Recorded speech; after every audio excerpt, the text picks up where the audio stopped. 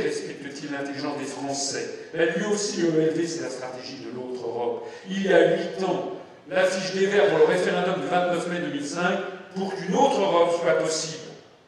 Eh bien, je vais dire la même chose exactement que tout à l'heure. Hein. La probabilité d'une autre Europe, c'est pour l'Europe José Bové, c'est 1 seconde tous les 37 trillions d'années. Ça n'arrivera jamais. Et d'ailleurs, je vais vous montrer un exemple très concret. Ce n'est pas un exemple statistique, c'est très très concret. De ce à quoi nous mènent les partis comme ELV qui prétendent bâtir une Europe écologique. C'est l'exemple des farines animales. Regardez, cette pauvre bête, elle est victime de l'encéphalopathie spongiforme bovine, l'ESB, la maladie de la vache folle. Elle a la tremblante, vous voyez, les quatre épaves, elle tremble de partout. Bon. On se rappelle, c'est ce scandale qui est apparu dans les années 94, les farines animales responsables de l'ESB avaient été interdites en 94. Les farines animales, c'est quoi? Eh bien, c'est fait avec des détritus de charogne. Et il faut simplement chauffer ces détritus pendant 20-25 minutes à plus de 180 degrés pour détruire non seulement toutes les bactéries et les microbes, mais aussi les prions. Et puis, bien entendu, des entreprises qui voulaient faire du flic, notamment en Angleterre, se sont dit, bah, plutôt que de chauffer, je sais pas, 250 tonnes de vieilles carcasses pourries à 180 degrés pendant 25 minutes, chauffons-les pendant 5 minutes, ça suffira bien, ça coûtera moins cher.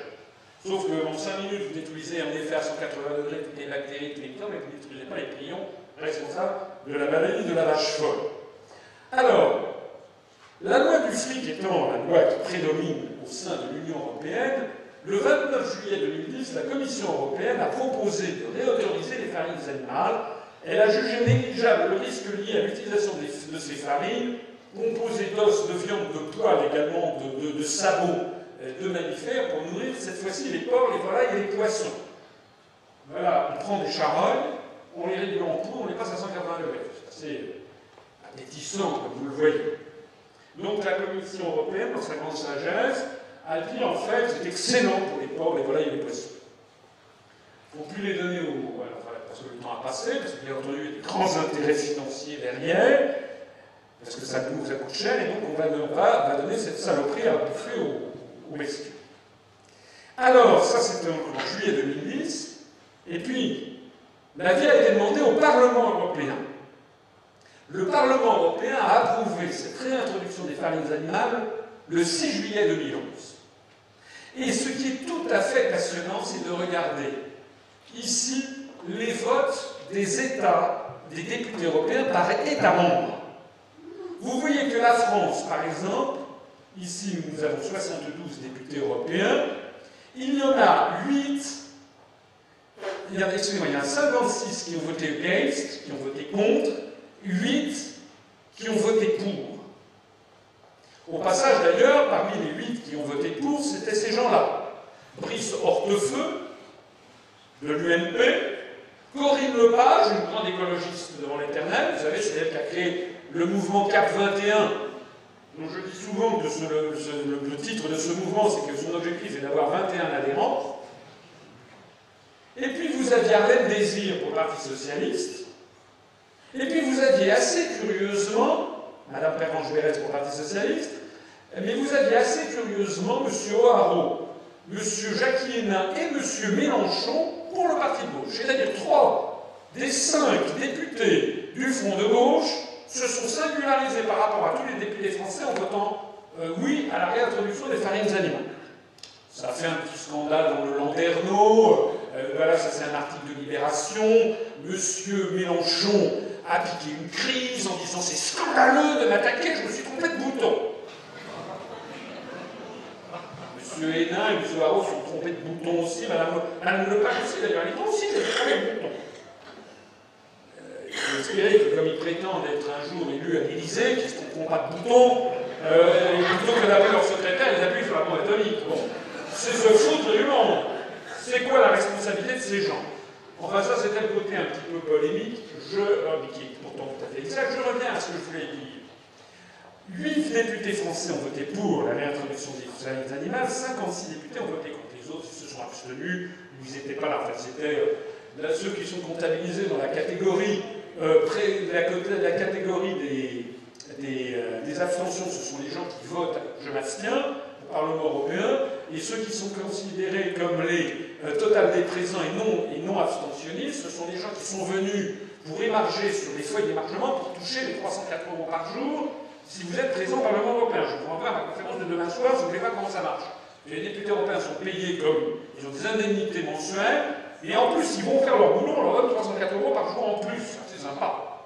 Imaginez qu'il y a un salaire, en échange de compte, vous ne demandez rien, mais si en plus, vous descendez quand même au bureau, vous avez 304 € par jour en plus.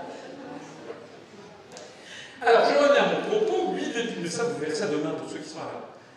Je reviens à mon propos, 8 Français ont voté pour, 56 ont voté contre. Pourquoi? Parce que les députés français, ils sont le reflet de la société française. Ils savent très bien ce que pensent les Français des farines animales. Donc ce que nous voyons, c'est que si la France décidait des farines animales, jamais nous n'aurions de farines animales en France, parce qu'il y aurait une écrasante majorité, tout parti confondu, y compris en acceptant que Mme Lepage, M. Mélenchon, M. Haraud et M. Le Guen arrêtent de se tromper de ton, eh bien à ce moment-là, nous aurions une écrasante majorité de gens qui refuseraient les farines animales. Seulement voilà, sur les autres pays, il n'y a que les Belges qui ont voté majoritairement contre. Il y a 8 députés belges qui ont voté pour et 13 qui ont voté contre. Mais à part les Belges, il y a 10 députés autrichiens qui ont voté pour la réintroduction des farines animales et 6 qui ont voté contre. Il y a eu 11 Bulgares pour, 5 Bulgares contre. Les 6 députés chypriotes ont tous voté pour la réintroduction des farines animales. Les 19 députés de la République tchèque ont tous voté pour la réintroduction des farines animales. Les 11 députés danois ont tous voté pour la réintroduction des farines animales. 83 députés allemands ont voté pour, contre 7 qui ont voté contre. En d'autres termes, la France a été complètement minorisée là-dessus. Les députés européens français ont voté très majoritairement contre, à la différence des députés autrichiens, bulgares, tchèques, allemands, grecs, etc.